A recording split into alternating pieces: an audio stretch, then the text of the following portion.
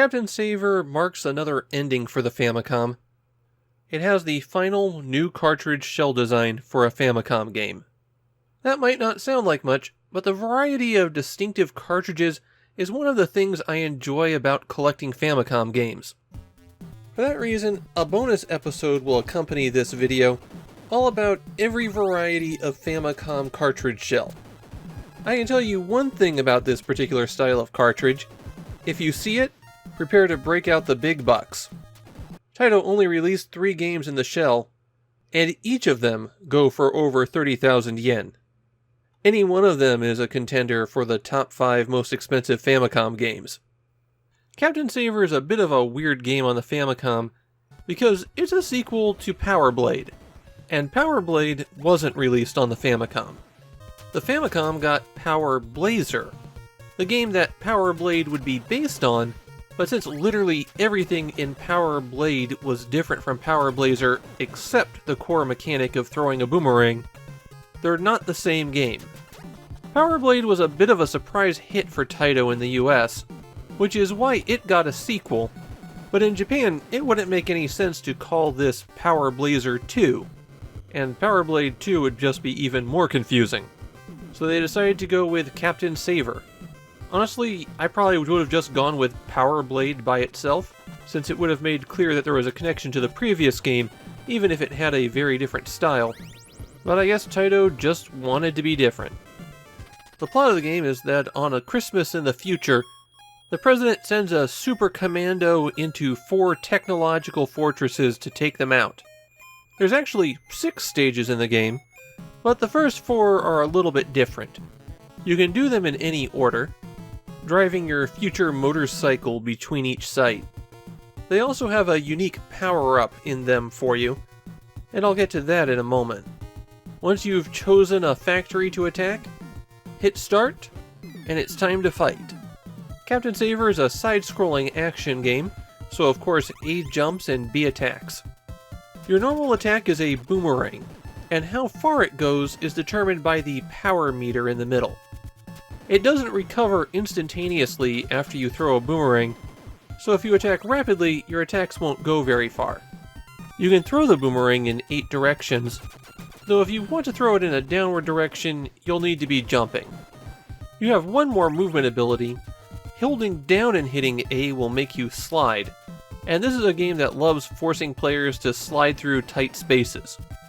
There are a lot of power-ups in Captain Saver. Some of them dropped by enemies, some of them you find lying around the stage, and some of them you collect by defeating a mini-boss. The ones that drop from enemies are the most useful at any given moment. Useful enough that it's actually worth it to go back and forth in an area where you can easily defeat enemies, so you can build up strength from their drops. The red stars increase the maximum length of your power meter. It starts at 1/4 of the power meter's length, and every star adds another quarter to that.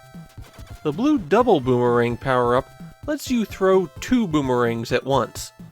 It basically gives you rapid fire.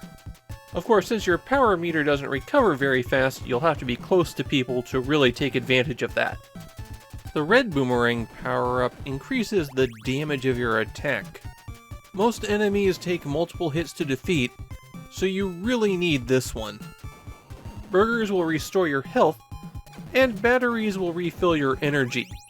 What do you use energy for? Well, we'll get to that in a second. Just lying around on stages, you'll find life and energy packs.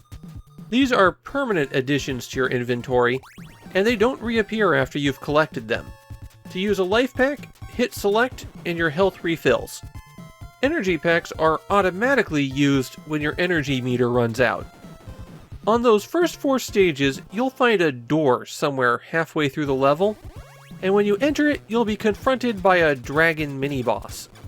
All 4 of them are slightly different, but the principle's the same. Dodge the shot, go underneath it while it bounces, and shoot it a lot.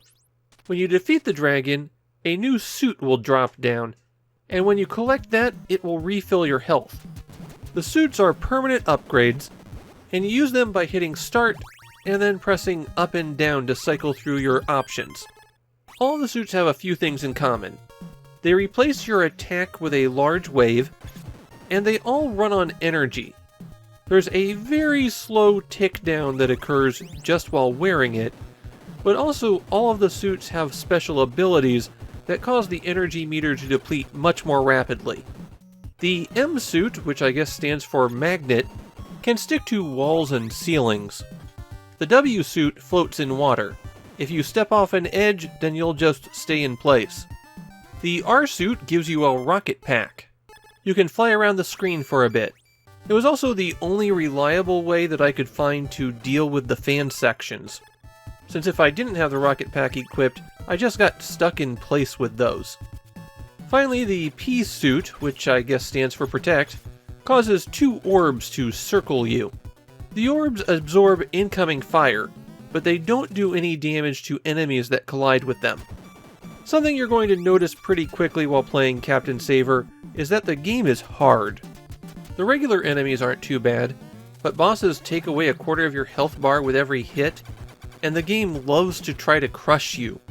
There are a lot of very slow-moving sections where you have to deal with an instant death obstacle moving up and down. The ones chasing you down the screen are especially annoying since you wind up having to wait around until the floor spawns in below you for the next drop.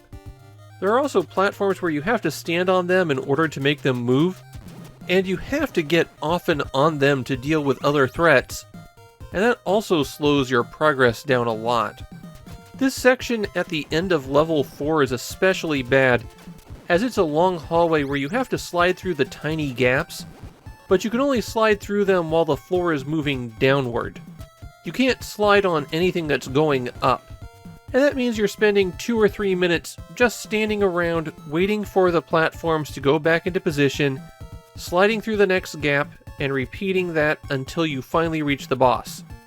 And if the boss kills you, you go back to the start of that section. I can't really say that Captain Saver is unknown among Japanese Famicom fans, but it's mainly known for being absurdly expensive. There wasn't really anybody talking about playing it. After playing it myself, I'm kinda mixed on Captain Saver.